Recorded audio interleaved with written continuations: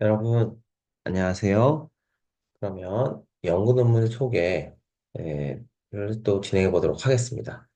오늘 여러분들과 함께 다룰 내용은 중금속을 잡는 그런 센서에 대해 소개를 해보려고 하는데요.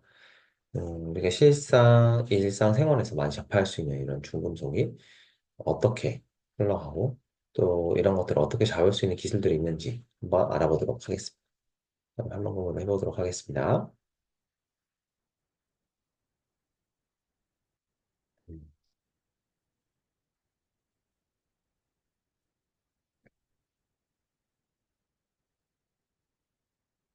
자, 이제 많은 음, 우리 학생분들이 저와 함께 연구 논문 소개에 대한 내용들을 들어보셔서 어떻게 진행되는지 잘 아실 거예요. 제일 중요한 게 뭐죠? 제일 중요한 것은 이 논문의 제목입니다. 이 논문의 제목을 한번 같이 보시고 또 같이 이야기해 보도록 하겠습니다. 자, 제목은 네, 제목은 보시는 것처럼 Detection of Heavy Metals. 디테션. 그러니까 이 논문의 핵심은 뭐죠? 이 연구 논문의 핵심은 헤비메탈을 디텍션했다는 내용이에요. 그렇죠? 헤비메탈. 우린 이거를 영어로 한국말로 이제 중금속이라고 하죠.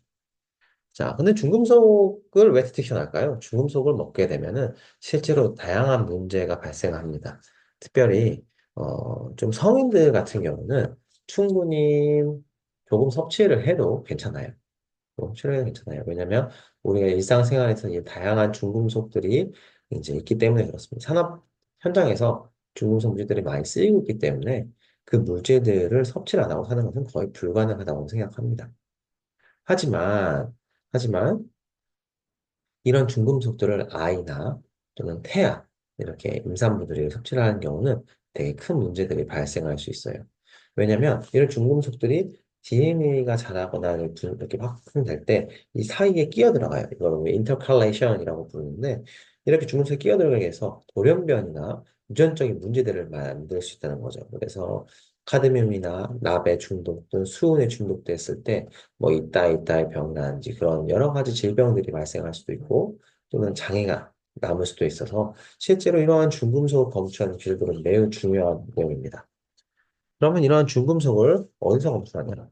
생체 내에서 검출하고 여러 곳에서 검출할 수 있지만 우리는 water environment에서 검출했습니다. 네, 그래서 이게 수계죠, 수계.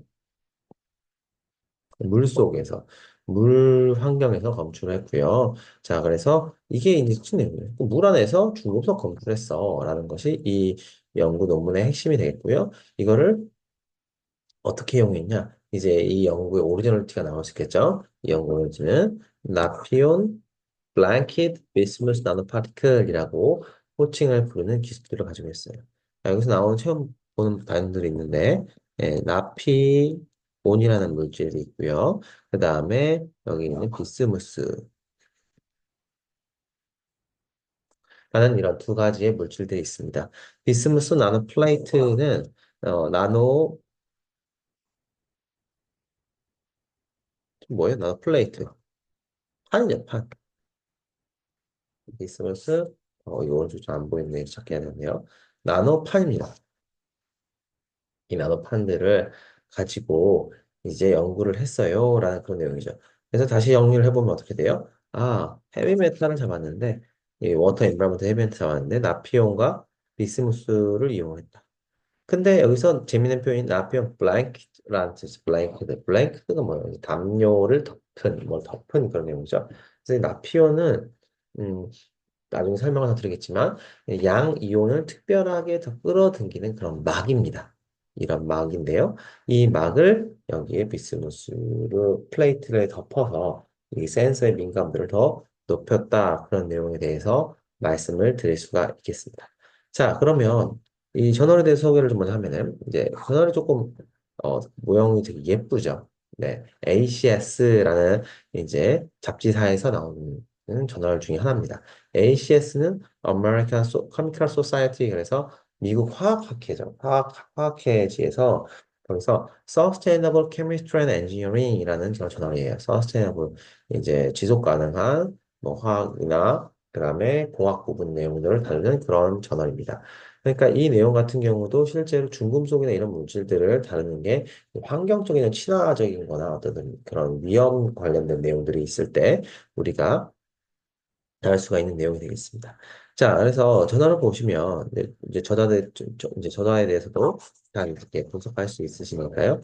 이제 저희 연구팀들 친구들 했고 지금 이제 연구실에서 이제 테라사키 연구소에 미국으로 가 있는 김인우 박사가 주로 진행을 한 연구고요. 이제 제가 이 교수 연구해서 진행을 한 연구입니다.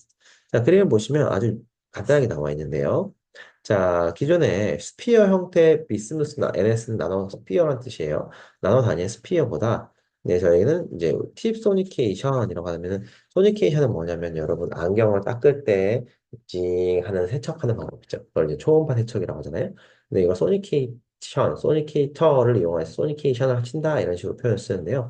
이것을 팁으로 하게 되면은 팁은 어떻게 생겼냐? 보시는 것처럼 뭐 이렇게 생긴 이렇게 물질 있어요. 여기 팁이 있고요. 이 팁이 찡 흔들려가지고 아주 강한 초음파를 발생을 시키는데요. 이게 또 소니케이션인데 1시간 동안 쓰는 1hour.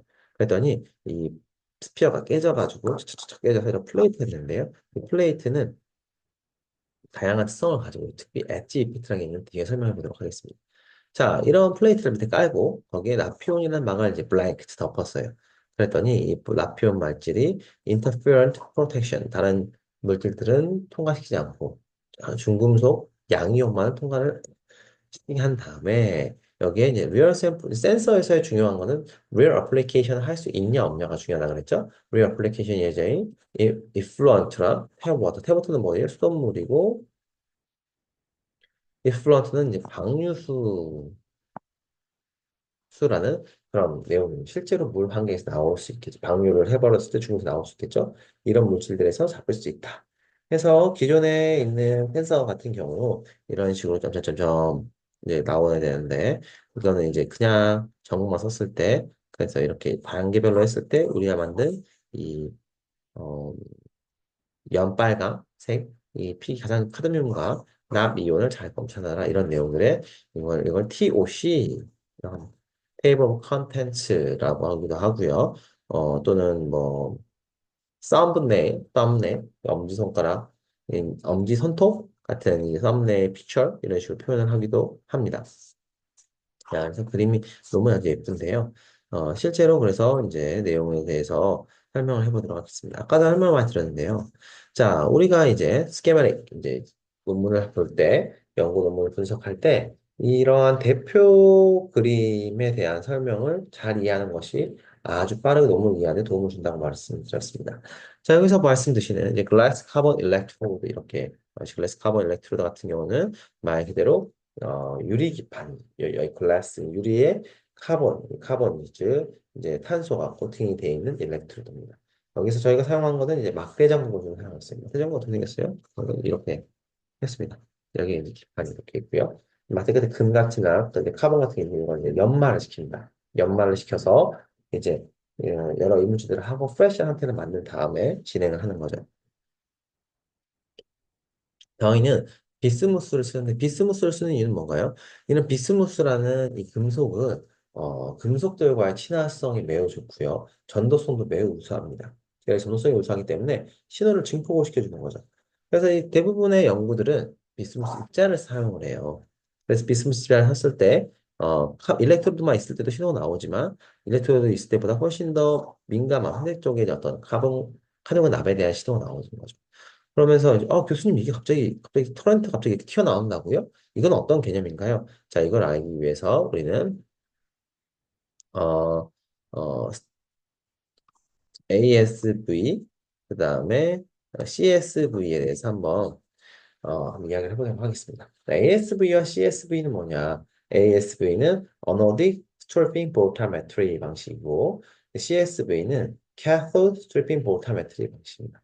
둘 다 마이너스냐 플러스냐 이런 것들 차이 때문에 좀 다르지 나머지는 거의 똑같다고 보시면 되겠습니다. 주로 주는 차지에 따라서 이제 금속들이 이제 붙고 거기서 막 떨어져 나가면서 신호를 발생하는 방식인데요.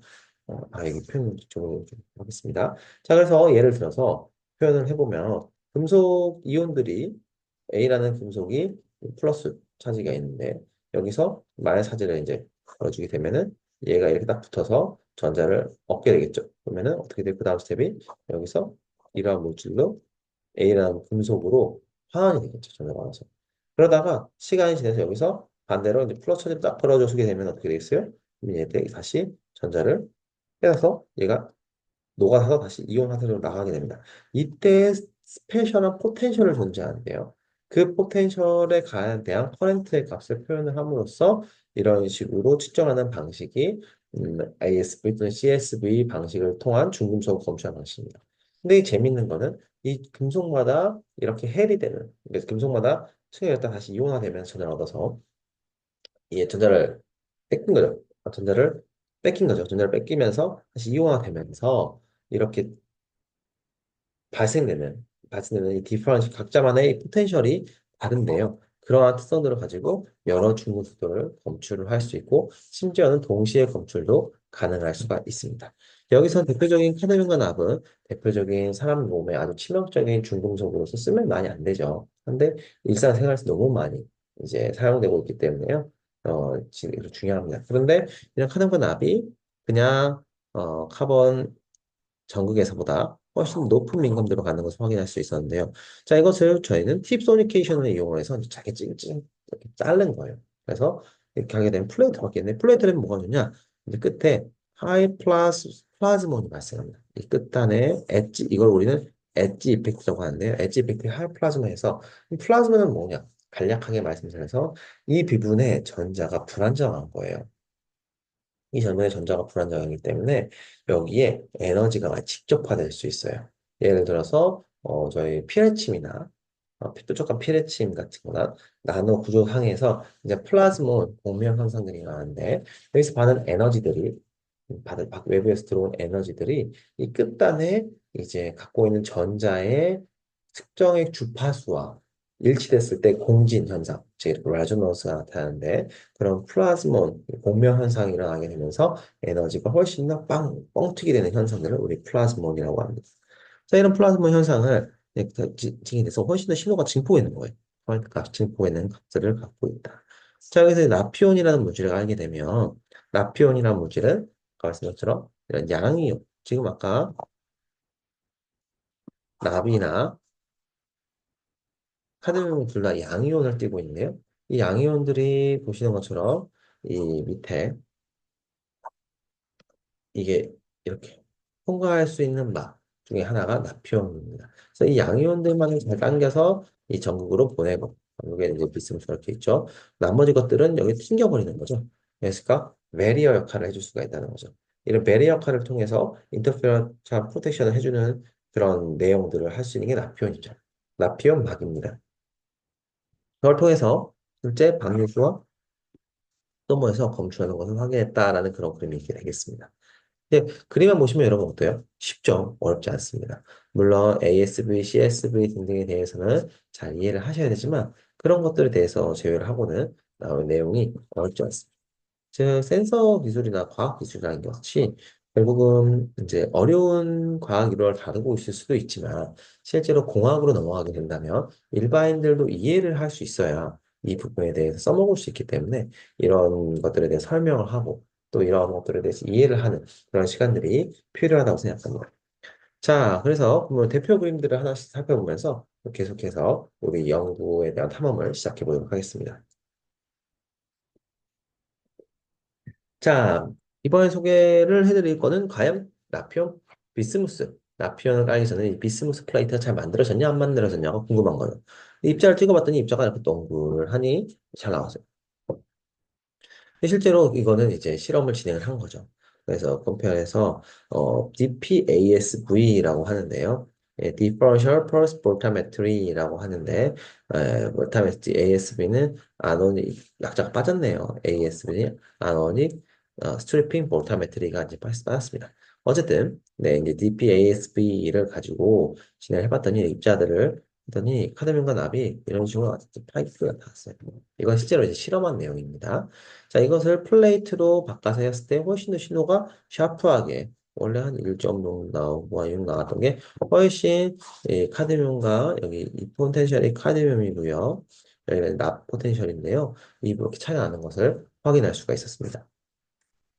그 다음은 이 플레이트 좀 잘 만드는 이제 플레이트, 비스무스 플레이트 분석을 해야겠죠? 비스무스 플레이트를 이제 템이라는 전자 투과 현미경으로 측정을 해가지고 가로는 얼마, 세로는 얼마. 입자 같은 경우 좀 상태에서 볼까요? 입자는 한 수백 나노, 200 나노 정도의 사이즈인데 플레이트는 가로 70, 긴 데는 90, 뭐 그 정도의 100 나노 미만의 이런 작은 사이즈를 갖는 확인할 수가 있었고 템 투과를 하니까 높이를 알 수가 없잖아요. 그래서 이 높이를 한번 분석을 해봤습니다. 높이를 분석을 해봤더니 어떻게 됐어요? 높이는 이제 원자력 현미경을 가지고 높이를 쭉 이제 분석을 해봤더니 이런 식으로 갔을 때 여기부터 여기까지 높이가 한 4나노 정도 나오는 것을 확인할 수가 있다는 것에 대한 분석을 진행을 했습니다. 자, 그리고 그러면 과연 우리가 만든 이 기판이 잘 이렇게 원소들이 들어있나 안 들어있나라는 걸 알기 위해서 수정하는 방식 중 하나가 여기서 본 것처럼 이제 SEM EDS라는 장비가 있어요. D번은 이제 SEM 이미지고, 자, 이 어디 있나요?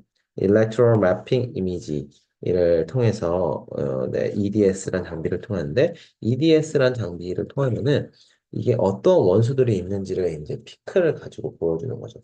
그래서 비스무스만 깔았을 때는, 비스무스만 깔았을 때까지는, 이제 비스무스 픽이 나오고, 카본 픽이 나오죠. 카본 픽은 이제 글래스 카본이 있으니까요. 비스무스 픽인데, 플로르 픽은 거의 없어요. 당연히 없어야죠. 근데 나피온이 플로르가 많이 들어가 있는 화학기거든요. 플로르 대등이 이렇게 픽이 나오는 거 확인해서, 아, 우리 표면이 이렇게 잘 만들어졌어. 우리의 센서 표면이 이렇게 잘 설계가 됐어. 라고 말하고 있습니다. 다음은 F번은 뭘 봤죠? F번은, 이제, 서페이스 라만 스펙트로스코피 그래서 라만 값을 봐서 실제로 여기서 보이는 이 픽이 기존에 없던 픽인데요. 예, 기존에 없던 픽이 떠서 나피온 픽이 조금 더 많이 나온 거를 이제 확인을 할 수가 있었다. 730도는 730 픽이 없었는데 살짝 뜨는 것도 확인할 수가 있었다. 그런 것들에 대해서 설명을 하고 있습니다. 네, 그래서 비스무스 픽이 있고요. 여기서는 이제 비스무스 나피온을 깔았을 때 픽이 이제 뜨는 것을 확인할 수 있다라고 설명해서 잘 깔렸구나, 센서가 준비됐구나라는 걸 알 수가 있습니다. 다음은 경제화학적으로 이제 설명을 하는 그런 부분이 되겠습니다. 자, 여기서 이제 센서를 만들었을 때 저항도를 측정하는 것이 이제 이 다음 보시는 EIS라고 하는 EIS. 나이키스트 플랫이라고 부르는데요. 이 값이 크면 클수록 저항이 큰 것이 되겠습니다. 비스무스를 넣었을 때 실제로 저항값이 이제 엄청나게 좀 커졌어요. 즉 전류는 오히려 줄었어요. 비스무스가 전기 전도도 좋고 한다고 하는데 왜 교수님 전도도가 줄었을까요? 글쎄요. 라고 하면 안 되겠죠? 글쎄요가 아니라 비스무스 나노 자체가 전도성은 그냥 카본 정도가 떨어진다는 거죠. 네. 그런데도 이걸 쓰는 이유는 그것보다 양이온을 더 잘 흡착시키고 이 모이게 하는 효과는 훨씬 더 크다는 거죠. 두 번째 글래스 카본 같은 경우는 아예 보이지 않아요. 보이면 아마 이런 식으로 아마 그려질 거예요. 저항이 납표에 들어갔을 때 엄청 커진다는 거예요. 당연히 전기화학 센서를 쓰려면 전기 전도도가 잘 통해야 할 텐데 이렇게 저항이 큰 것들을 쓰는 게 과연 의미가 있는가라고 질문할 수 있지만 훨씬 더 납표를 통한 그런 방해 물질의 방어, 그다음에 어, 양이온의 가속 이런 것들을 쓸 수 있기 때문에 우리는 납표를 썼습니다. 이거를 이제 실제로 커런트 CV 그래프를 이제 보게 되면은 CV 그래프 커런트와 이제 포텐셜 그래프죠. IV 커브라고 하기도 하죠. 이제 IV 커브를 보게 되면 실제로 클래식 카본보다 저항이 증가됨으로써 피크 커런트가 떨어졌어요. 그리고 나표가 하게 되면 이제 아예 바로 빨라버리게 되죠. 그럼에도 반대로 실제로 디퍼런셜 펄스 포타메트리 가시를 통해서 비교를 해보면 어떻게 돼요? 이 클래식 카본은 거의 피가 나는 방면에 비스무스를 넣었을 때는 조금 이렇게 증가하고요. 거기에 나피오가 하게 되면 매우 증가하는 것을 알 수가 있습니다. 이것이 본 연구의 다른 연구 결과의 참여성의 오리지널리티라고 볼 수가 있겠습니다. 자, 그러면 센서가 이렇게 잘 워킹하는 것을 확인했다면 우리는 이제 이거의 효율을 극대화시켜야죠. 그래서 필요한 게 뭐겠어요? 옵티마이제이션. 우리는 이거를 최적화라고 부릅니다. 이런 센서 연구에서 최적화가 매우 중요한데요. 최적화가 되기 전과 후의 성능은 비교할 수가 없기 때문에 그래요. 근데 이거는 타겟에 따라 달라질 수도 있고, 센서 시스템에 따라 달라질 수도 있고 하기 때문에 여러 부분에 대해서 노하우가 필요하고 맞춰가는 것이 필요합니다. 보시는 것도 첫 번째 우리가 지금 비스무스 나노 플레이트를 쓴다 그랬는데, 그럼 비스무스 나노 플레이트가 과연 언제쯤 만들어지냐? 소니케이션을 친 거죠. 신나게 쳤습니다. 이러한 입자가 20분 되니까 좀 많이 깨지고 뭐 널브러지는 그런 문제가 있어요. 이 40분 되니까 입자가 있는 데도 있고 뭐 넣어 있는 데도 있고 했는데 60분 되니까 아주 구체적인 이제 판 모양 같은 것들이 조금 이제 보이기 시작합니다. 80분 되니까 파 더 잘게 쪼개진 판도 있고요. 100분 되니까 더 이제 이런 판 같은 경우는 더 얇게 판이 이제 층상이 생긴 거죠. 자, 그런 것들을 확인을 했어요. 자, 그래 놓고 이제 이것들을 알 수가 없으니 샘 사진을 보면서 실제로 잘 되는지 안 되는지 실험을 해봤더니 다음과 같이 소니키는 타임이 커지면 납은 더 좋아지는데 카드뮴은 또 왜 떨어지는 두 개가 같이 잘 되는 60분이 좋은 조건이다라고 저희 처리할 수가 있었습니다. 왜 그럴까요? 그 이온들이 또 결합하는 그 특성이 다르게 일 수 있기 때문에 그렇죠. 그렇기 때문에 저희는 항상 최적화를 통해서 어느 지점이 가장 좋은지에 대해 설계를 해야 합니다. 다음은 이 비스무스 나노 플레이트 컨스트레이션을 많이 넣는 게 과연 좋냐? 많이 넣으면 당연히 잘 붙으니 좋은 거 아니야 생각할 수 있지만 그렇지 않습니다. 적었을 때보다는 많이 넣게 되면 당연히 함량이 높아져서 이런 입자들을 많이 갖고 올 수 있는 오히려 너무 많으면 그게 오히려 이런 신호들을 떨어뜨리게 되는 값을 보일 수가 있어요. 그래서 최적화 0.5 밀리그램 per 밀리리터가 좋고요.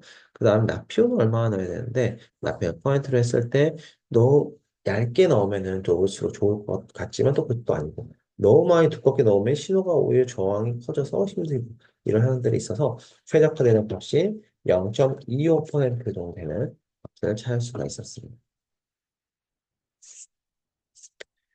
자, 근데 어렵지가 않죠. 여러분 최적화시키고 센서에 대해 설명을 하고 이거에 대해 입증을 하고 설명을 하고 증명하는 겁니다.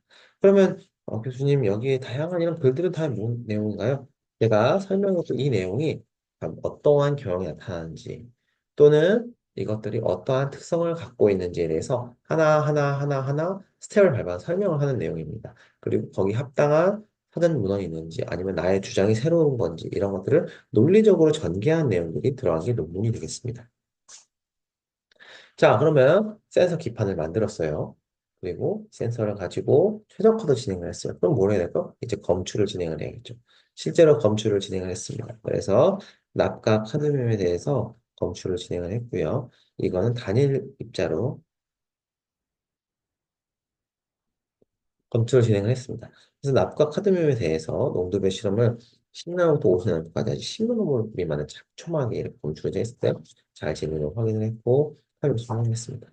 아까 제가 각각 붙었던 이온들이 떨어지는 것들이 다르다 그랬잖아요. 떨어지는 것들이 다른 것들 때문에 하면 동시 검출도 할 수가 있습니다. 각자 검출된 그림을 저희가 이제 피팅 커브를 그려가지고 분석하는 거죠. 그래서 이퀘이션은 어떻게 되니? 선형화 시키는 거죠. yx-b 기울기에 대해서 해서 감도는 어떻게 되니? 이런 것들을 알 수도 있고요. 그리고 이걸 가지고 얼마만큼 선에서 벗어났니? 알 수 있는 값을 비교합니다.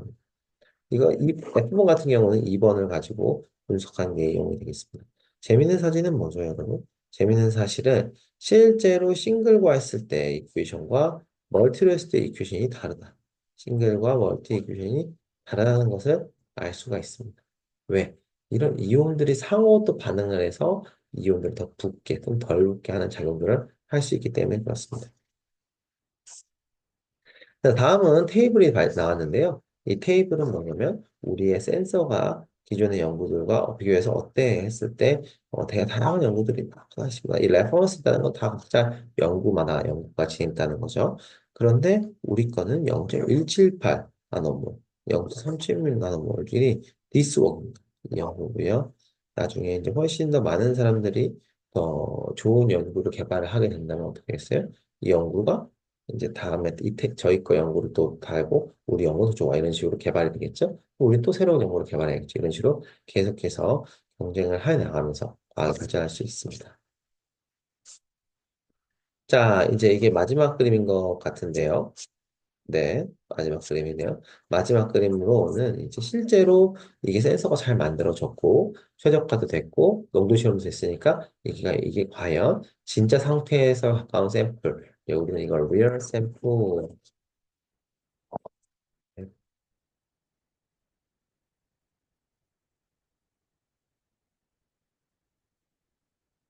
리얼 샘플 이렇게 부르는데요. 이 리얼 샘플에서 잘 작동을 하느냐, 아니를 확인을 했어요.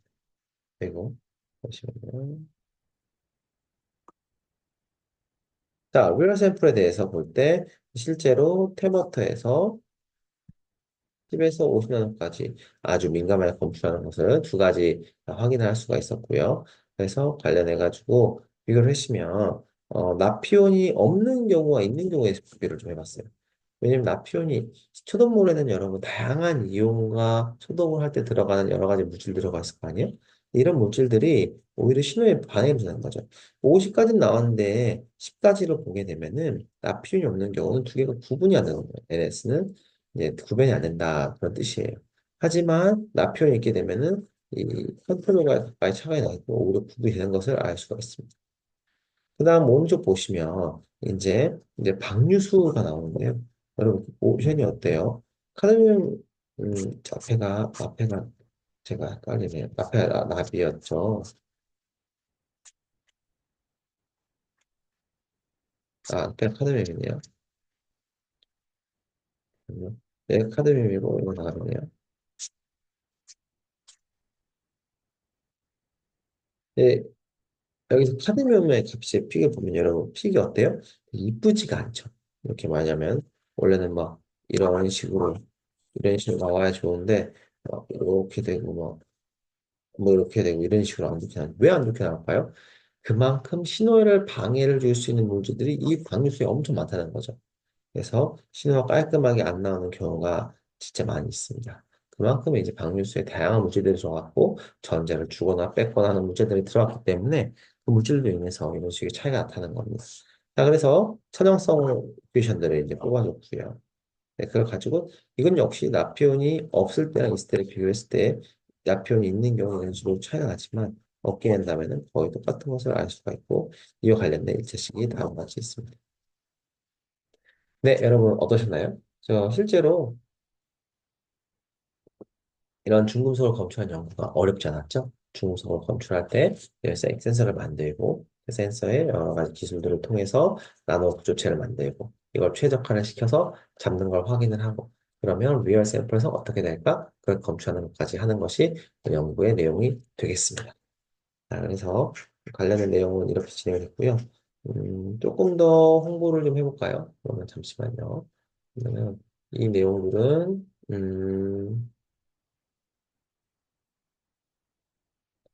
공부를 다른 데로 해보겠습니다.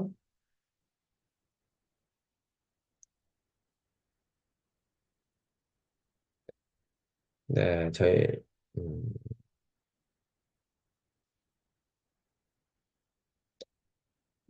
저희 연구실 홈페이지인데요. 홈페이지에서,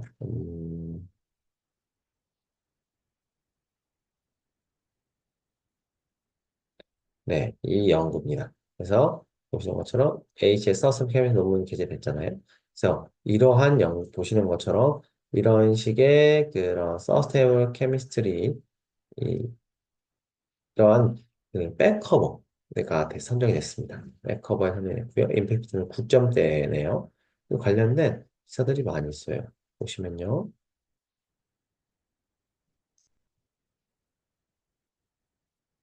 네, 제가 이렇게 김민호 박사와 이제 같이 이제 저달했던 박주영 박사가 이렇게 있는데 보시는 것처럼 이런 식으로 설명했다라는 영어론 보도도 많이 나왔습니다. 자, 그래서 오늘 준비를 하고요. 여러분 어떠셨어요? 실제로 어렵게 생각했던 전기화학을 통한 중국 센서가 쉽게 어렵지 않았죠. 실제로 설명을 들었다 보면 연구라는 것이 어렵은 것보다는 재미있고 그다음에 어떤 방식으로 검출할 수 있는지 접근할 수 있는 분야가 많이 있습니다. 여러분들이 계속해서 여기에 관심을 갖고 하시면은 또 좋은 연구자, 좋은 연구에 관심을 갖는 그런 기회가 되지 않을까 생각합니다. 자, 오늘 강의는 여기서 마무리하도록 하겠습니다. 여러분, 고생하셨습니다.